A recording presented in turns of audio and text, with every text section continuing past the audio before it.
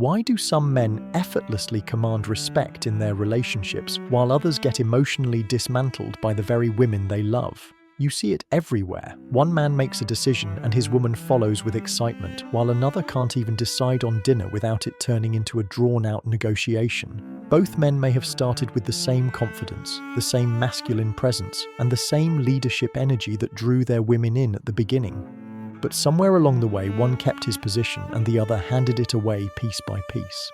This isn't about finding some rare, naturally submissive woman. It's about understanding a dark, unspoken truth that ruins most modern relationships.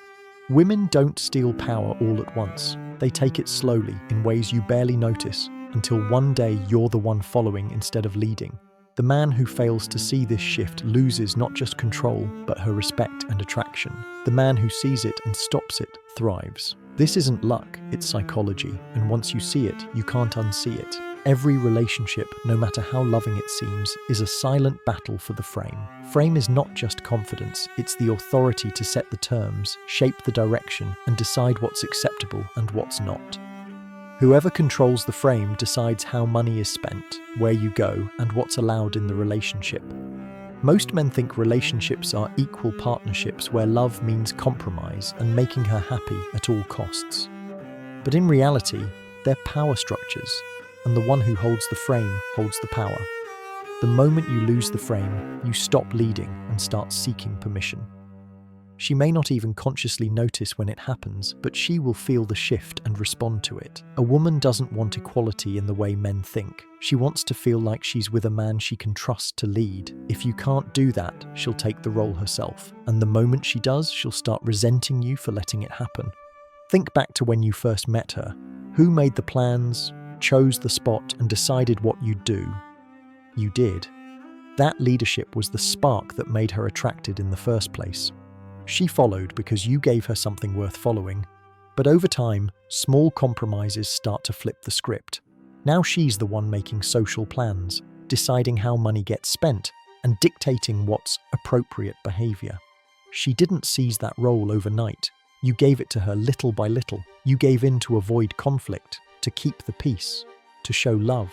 You didn't realize that every little surrender was training her to lead and training you to follow. And in doing so, you taught her she could control you. Women have a way of taking control that's so subtle, most men don't even recognize it. It comes in the form of emotional plays, disguised as love and care. She doesn't demand outright control, that would trigger pushback. Instead, she creates moments where giving in feels like the mature, loving choice. Over time, this becomes her method of leadership, while you think you're just being a good partner. But in reality, she's running a psychological playbook that has worked on men for centuries. I call it the PCA method: pity, shame, anger. Each stage is designed to chip away at your resistance until you hand over control without even realizing it. And most men never make it past the first stage before caving. The first stage is pity. She frames herself as the victim of your actions or decisions. I just wanted to spend time together, but I guess your friends are more important. It's a subtle guilt trip meant to trigger your protective instincts. You see her upset, assume it's your fault, and rush to fix it by changing your behavior. The truth is, this isn't vulnerability, it's emotional manipulation. If pity doesn't work, she moves to stage 2, shame. Now it's not just about your actions, it's about who you are as a man. A real man would make his woman happy. Maybe you're not ready for a serious relationship. This hits at your identity, making you feel like your natural preferences make you a bad partner, and most men will do anything to escape that feeling. If pity and shame fail, she escalates to anger. Not explosive, yelling anger. Women know that kind of outburst doesn't work on men. Instead, it's cold, calculated withdrawal, silent treatment, withholding affection, implying she's thinking of leaving. This is psychological warfare, designed to make your life uncomfortable until you give in. She's not doing this out of cruelty. It's biological programming.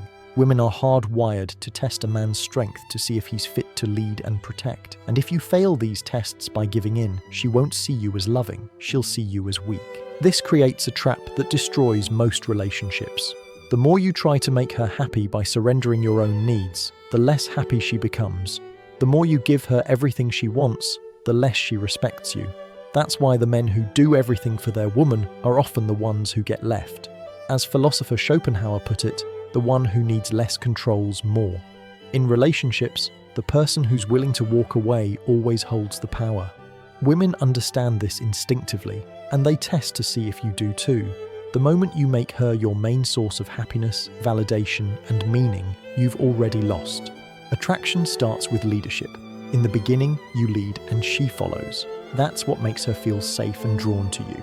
Then, slowly, you start prioritizing her feelings over your principles.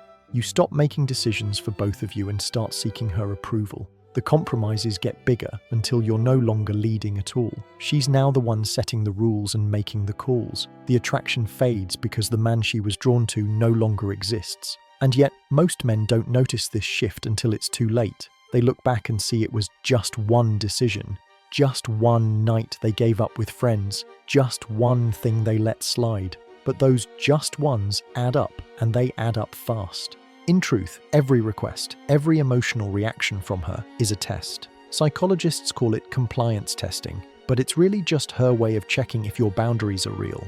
If you fail by bending every time she pushes, she loses respect. If you pass by standing firm, even if it upsets her, she gains respect.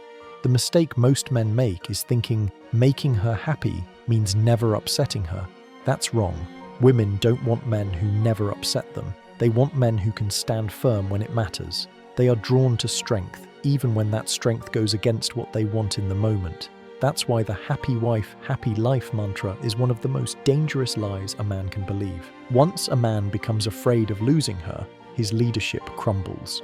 In the early stages, saying no is easy. If she doesn't like it, she can leave. But once he's emotionally invested, fear kicks in. He starts thinking, if I don't give her what she wants, she'll leave me. That's backwards thinking. She was attracted to you because you didn't give her everything, because you had standards and stuck to them. The moment you start bending out of fear, you become the man she no longer respects. And when respect is gone, attraction follows right behind it. The harsh truth is that the person more willing to walk away controls the relationship. Women know this, and they use it. But threats only work on men who are afraid of the consequences. If you build a life so fulfilling that her presence is a choice, not a necessity, you can't be controlled. You don't maintain your frame because you don't care. You maintain it because you care about yourself enough not to compromise your integrity. And that's the foundation of lasting attraction. Women don't stay with men because they get everything they want. They stay with men they respect. Accommodation without boundaries isn't love. It's weakness dressed up as care. The modern world has trained men to believe that giving a woman everything she wants is the key to keeping her. In reality, it's the fastest way to make her lose attraction. True love requires the strength to sometimes disappoint her. It demands that you hold your ground even when it creates temporary conflict. If you can't do that, you're not leading. You're following, and following is the one role no man should play in his own relationship.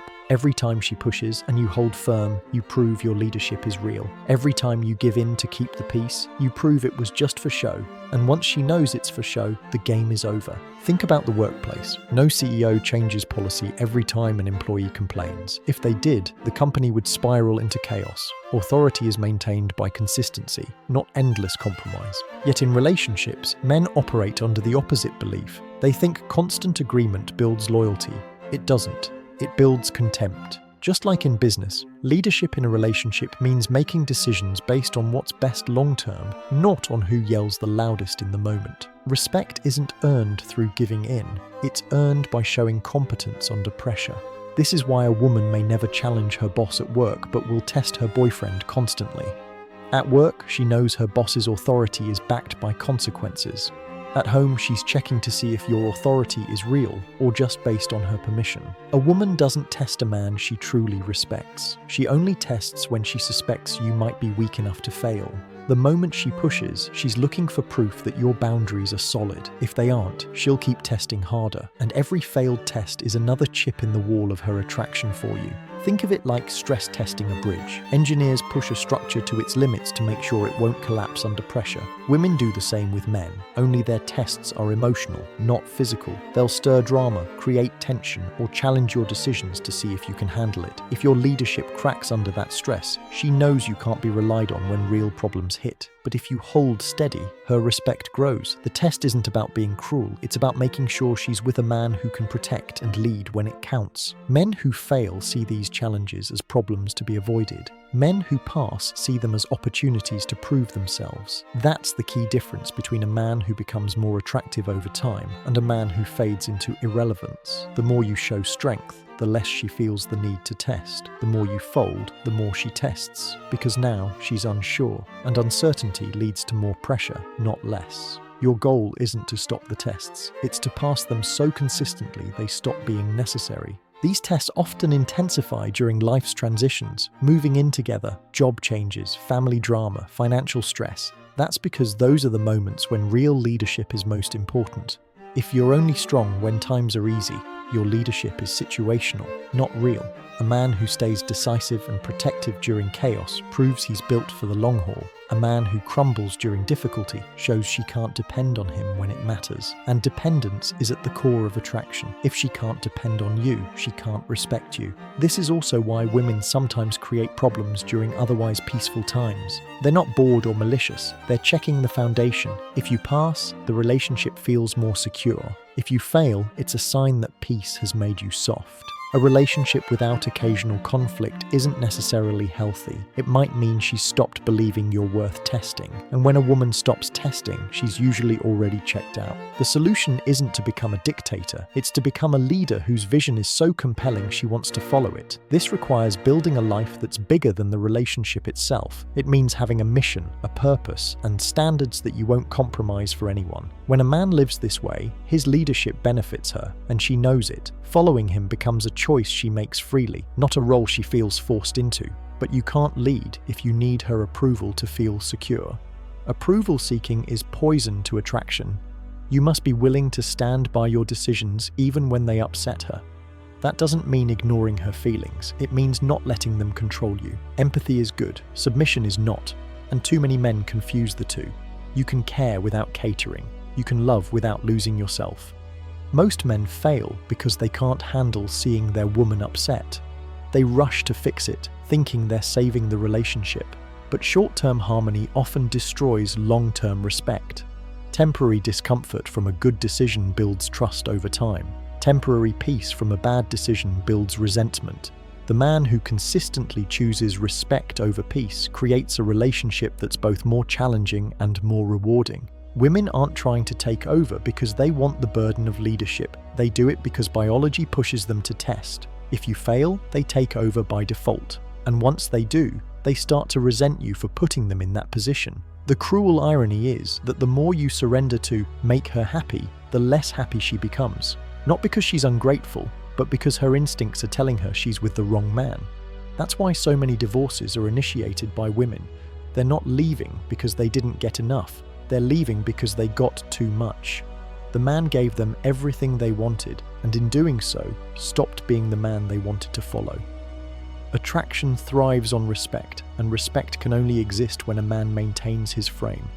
Lose that, and you lose her. Once you understand that her challenges aren't personal attacks but evaluations, everything changes. You stop trying to make the testing stop, and you start making sure you pass. You see each pushback as a chance to prove your strength. You welcome the tests because they keep the relationship sharp, and when you pass them consistently, you stop fearing them altogether. The military understands this. They don't make training easier when soldiers struggle, they make it harder. The goal isn't to avoid stress, but to create people who can thrive under it. Relationships work the same way. The harder the test you pass, the more trust and loyalty you earn. The easier you fold, the quicker that trust evaporates. When you hold your ground consistently, something powerful happens. She stops testing as much, not because she's given up, but because she already knows the outcome. You've proven your boundaries are unshakable, and once she sees that, she can relax into the role she actually wants, following a man she trusts. But when you give in sometimes and hold firm other times, you create a cycle of uncertainty. And uncertainty always leads to more tests. That's why emotional detachment from outcomes is so important. You have to make decisions based on your standards, not her reaction. That doesn't mean you don't care about her. It means you care about yourself enough to lead with conviction. The moment her approval becomes your compass, you're lost. The moment your principles become optional, they stop being principles at all. The greatest irony is that the women who resist your leadership the hardest are often the ones who want it the most. They need to see that your strength isn't situational, it's who you are. That's why the most intense frame battles often happen early in a relationship. She's testing to see if you're built for the long term. Pass, and you gain her lifelong respect and devotion. Fail, and you earn her lifelong contempt. In the end, you have two choices. You can keep chasing approval from someone whose biology is designed to test your worthiness, or you can become so strong, so self-assured that those tests stop mattering. One path leads to quiet resentment and eventual collapse. The other leads to mutual respect and lasting attraction. The choice isn't about her, it's about you. And here's the truth. The survival of your relationship doesn't depend on making her happy every moment. It depends on your courage to hold the frame no matter the emotional cost. Because in the end, she doesn't want a man who bends to her every mood. She wants a man who can stand unshaken while the storm rages. That's the man she'll follow. That's the man she'll respect. That's the man she won't want to lose.